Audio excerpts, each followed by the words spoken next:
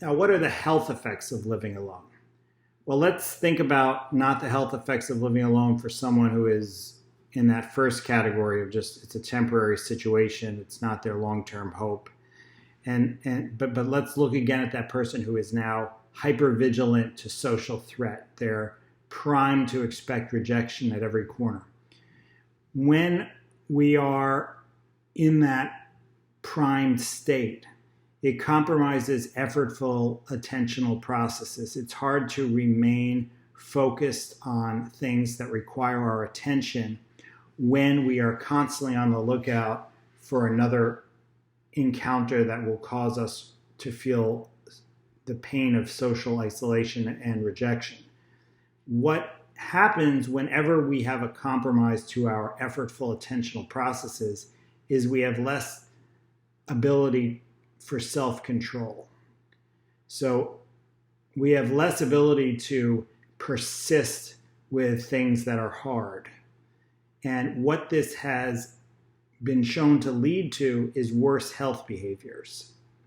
So it's been shown that people who are socially isolated and feel lonely have a greater incidence of tobacco use, alcohol abuse, are more physically sedentary, eat unhealthier diets. And it's also been shown that people who are socially isolated and lonely have decreased ability to sustain attention on tasks. And the link investigators have made is that compromise to attention results in lowering of self-control behaviors and consequently worse self-care. And it's harder to maintain consistency and perseverance on a diet or an exercise plan or avoiding tobacco when you're constantly being distracted by the threat of rejection. So unhealthy behaviors is one cause of compromised health for those who are living alone or otherwise socially isolated.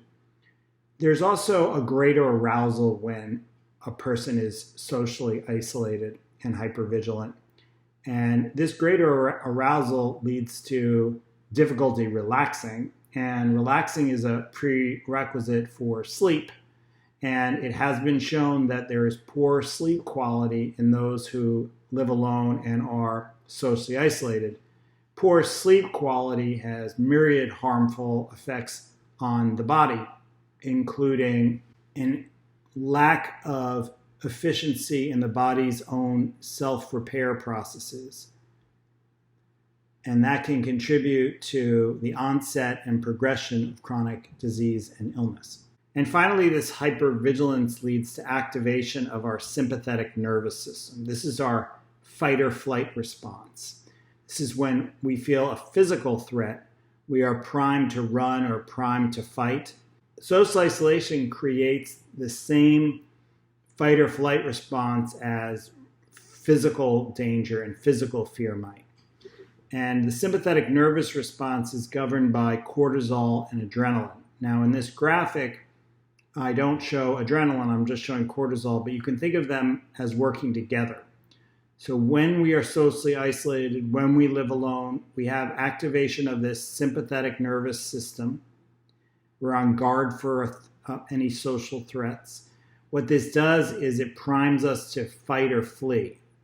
And all of these things would be great if we actually had something to fight or flee from. But in social isolation, it's a chronic elevation of cortisol and epinephrine without any outlet.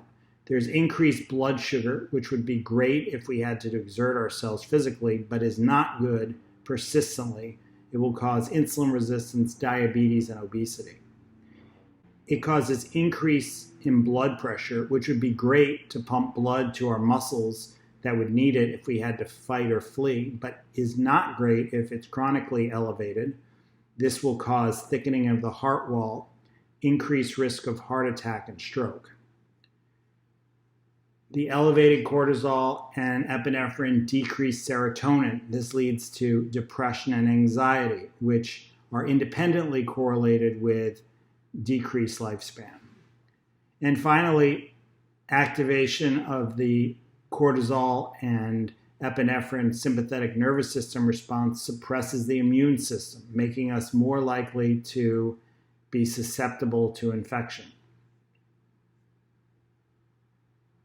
So we've seen from this slide that there are different reasons people live alone, and there's a common pathway whereby living alone and social isolation leads to activation of a sympathetic nervous system response and hypervigilance, which causes compromised health, as well as a lack of ability to invest in the effortful attentional processes of self-care behaviors that promote wellness through lifestyle.